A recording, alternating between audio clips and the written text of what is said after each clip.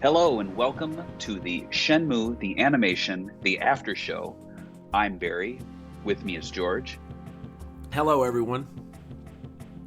And let's get sweaty.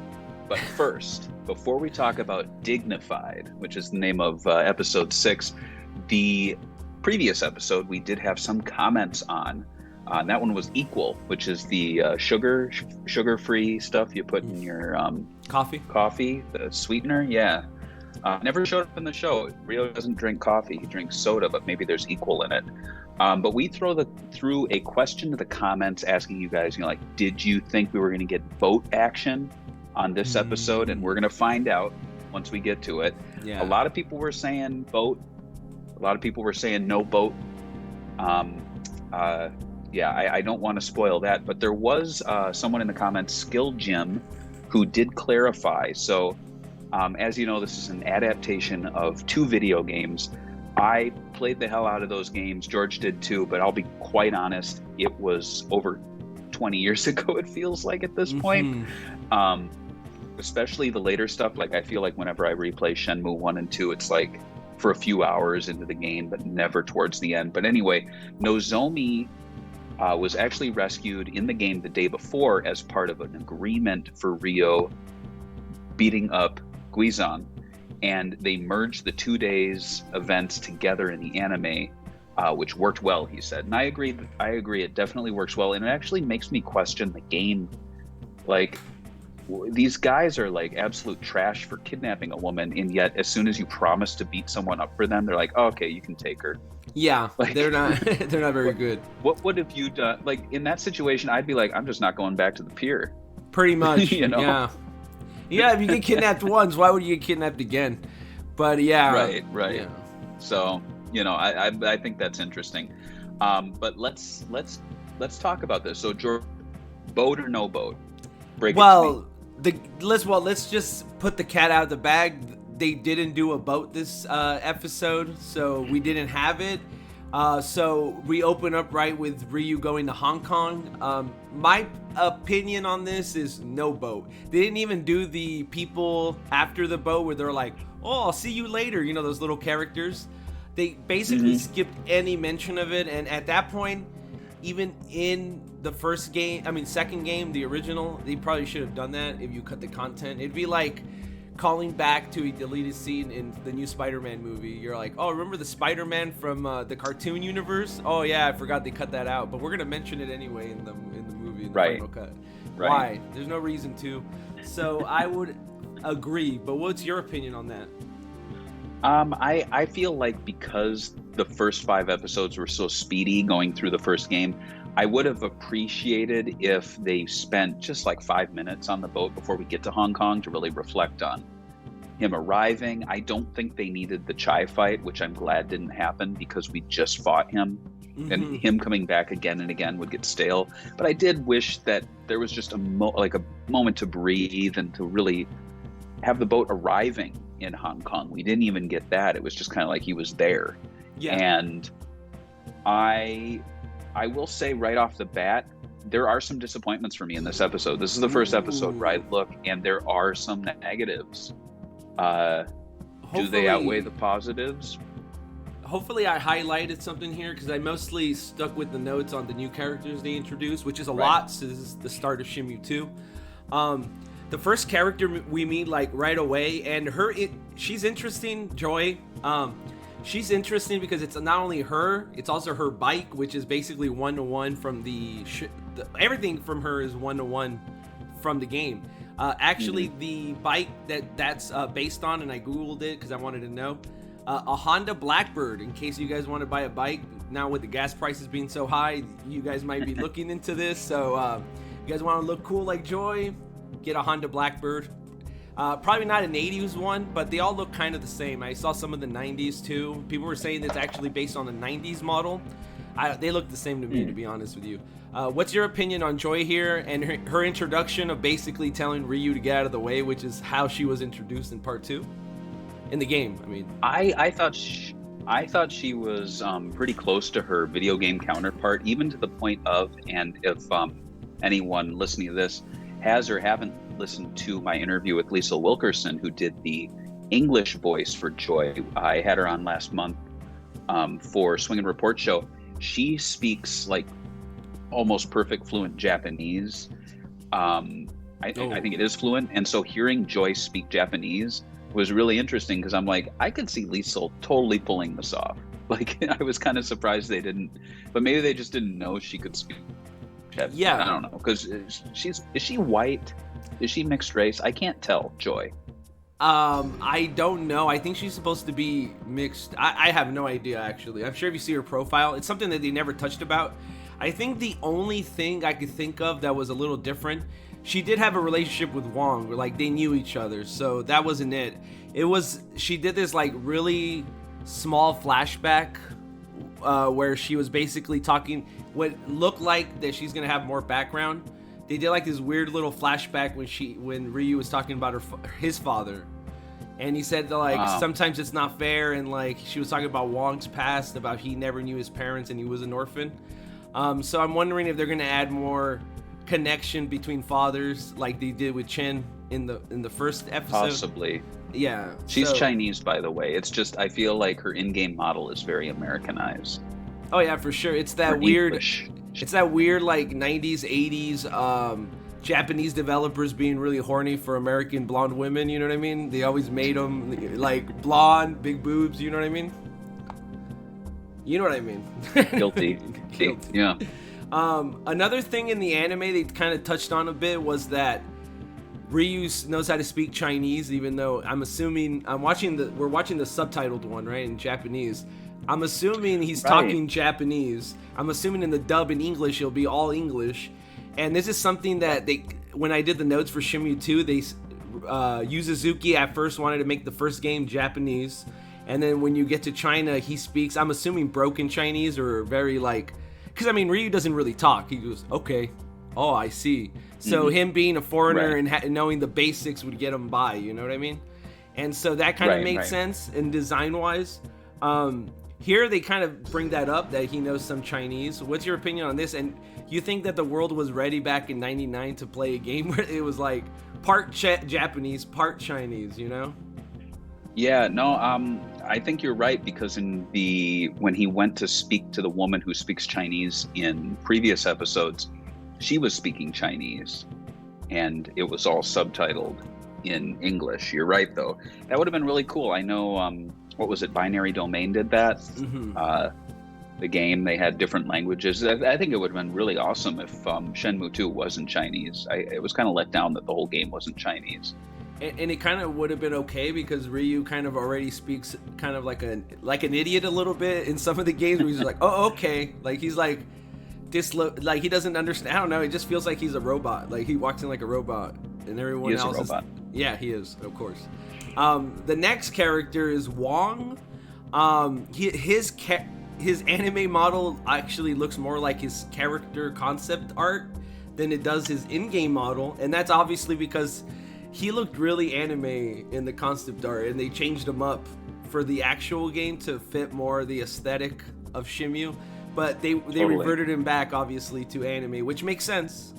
And it's not that much of a difference, really. What do you think about Wong in this episode? He did the whole backpack in the beginning. Are we going to talk about that backpack? Because I've got opinions. What's wrong with the backpack? In the game, Ryo loses all his money with the backpack. Okay, and then somebody gets it back? Isn't the mirror in it too?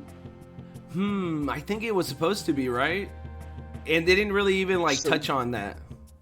He has the backpack stolen, and this is now going to be the correction for this episode in the comments. But he has the backpack stolen in the game, and I know full well he loses all his money, and you do not have access to any of your capsule toys, I don't think. So, and I even think the mirror's in it too. Maybe I'm wrong, but that gave a level of urgency to Ryo. And in this, like, nothing's lost. They're like, did you lose anything? He goes, no.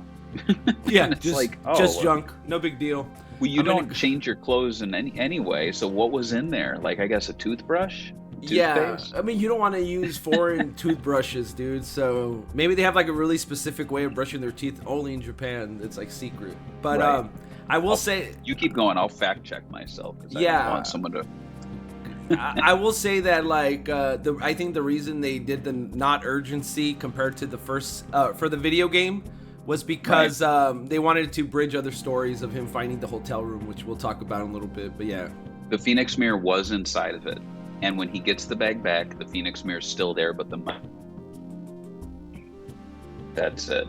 okay. So there's no urgency in the show at all. It should have had the Phoenix Mirror, because then he would have been the whole episode. He's like, I gotta get moving. I gotta get this kid. And they were like, calm down. You'll find it. Yeah, I agree. And then it'd be like, what are you looking for? And he's like, an empty backpack.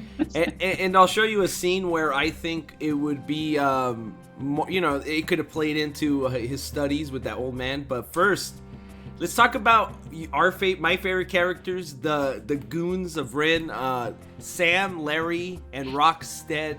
I mean, Cool Z. Sorry, not Rocksteady. I'm sorry. That's a different franchise. No crossover. Right. They literally are 1-to-1 from the game. Like I took the pictures and put them on the screenshot on screen. Even like, of course, they simplified the shirts, like we talked about with Goro. This one obviously doesn't have a graphics and it's just Dragon, but they literally copied them 1-for-1. What's your opinion on their introduction? Oh, I like them. I've always been a fan. But again, a downside to the anime is that it does not have much in-game music, if at all. So his boombox music, I don't think you hear it. No. And I remember the boombox music's that same song goes, you know what? Now I'm really hoping someone does like a weird edit. I don't even know if you could do this, where you could isolate vocals and add your own music. But like, they need to add the video game music and then recut it and re-release it. You know what I mean? I think Shenmue fans will have more than enough time on their hands to do that. So. Oh yeah. Here's another interesting scene I found in the animes where he's reporting his bag stolen to customs or cops or whoever this guy is right here. And there's not a lot of law figures in this like Shenmue universe in the video game. It's like your father dies, he literally gets murdered. No cops investigated, obviously. And here they actually show you reporting something like your bag being stolen. Not your dad dying, but your bag being stolen. So I guess there is some urgency here. Yeah. Okay, let me see. While looking for Manmo Temple, we run into the old man Tao. He's in Lotus Park, and this is where you learn the Iron Palm move, and you're told he'll tell you one of the 4 voodoo words, which is gone. If you could make the leaves all fall off the tree, which I thought was pretty a nitpick scene in the game, kind of, because I thought it was really cool that these like leaves were falling off a tree when I first played this game. It kind of this is kind of the most video gamey story of this episode, where it's like you learn this one move, and also martial arts are not just for hurting people. Like that, those little lessons. It's like I heard this in kung fu movies when I was like 2. So like, what's going on here, But yeah, what do you think about this? Yeah, I was having flashbacks to the game at this point, and when Rio was approaching, I almost expected it to fade out and then fade in with the on-screen like instructions, like press A when you when you are, like it was very, very video gamey. And that old lady in the apartment, does she come back? Did she? I don't think she did she? Is there a reason for her to come back? It just seems so like odd, like for all the content they're cutting and simplifying the story, for him to do this little quest going in and she's like, are you a tax collector? I remember her full well from the game. Isn't she the one that taught this guy how to do martial arts in the game, I think? Or isn't she the old lady? I think so, but they never touched on it. Yeah, no, they never did. That's another person that got cut. I mean, there's a lot of people that got cut in this version of the story. Like we said, everybody from the boat obviously got cut. But obviously another important character that couldn't get cut is when you're looking for the master Lazhao, how do you say his name? Tao? Xiao Tao. And how do you say this girl's name? Ziying Hong? And Shuying Hong. man, these Chinese names are so hard. I can't even say Japanese names, and now they just put them in Chinese. So I'm like, I'm screwed, man. I'm super screwed. But her When story, all else fails, and when you see X's, just try sh and she and sh, and you'll be kind of right. I like that hit. I was in the Shu. So she's obviously the master you're looking for, but she's like pretending she doesn't know what you're talking about. They had her in the episode. She's 1-to-1 basically from the anime. I mean, from the video game to the anime. I don't really have anything to add. I thought her story was really well done in her reveal in the game, because I think the first time they pull this off, you obviously think the next guy we're going to be talking about is the actual master, the older guy. But then you find out it's this younger woman. So I thought they did it fine. They waited all the way till the credits to reveal that she was the master you've been looking for throughout the episode.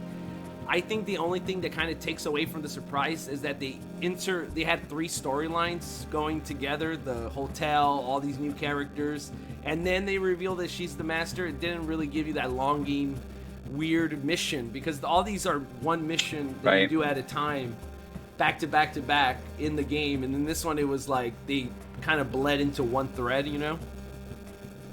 For sure. Yeah.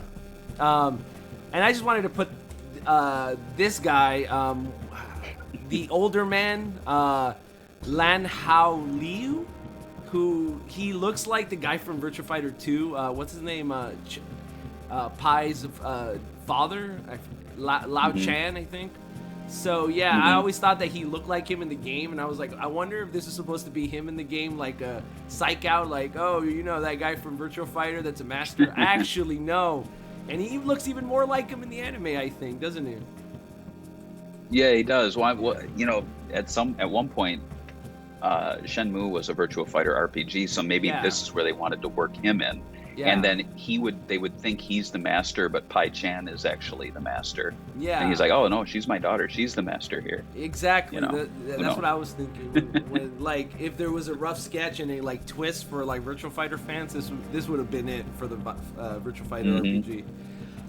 The next we get Shenhua again. She's seen the blooming tree, which is another thing the anime did a lot better than the game, was giving her some characterizations as Ryu continues to get closer to her. I like this little bit because it kind of ties into tree again and gives you a hint that the tree has something to do with the game, at least. Because when you finally meet her and the tree, you're like, oh, I remember the tree from some cutscenes or whatever in the beginning of the first game, but like they don't really, you know, splice it into the game as you're traveling. You know what I mean? They did this better here, in my opinion.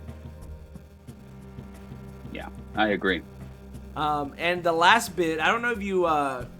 This is the one that I actually did more research on, just because I was reading Wikipedia entries. But how this shows you how good attention to detail the anime got. But basically, one of the plots in the anime is that Ryu is looking for a hotel room. In the game, you kind of get it really quickly. It's not a thing that you wait a whole episode for.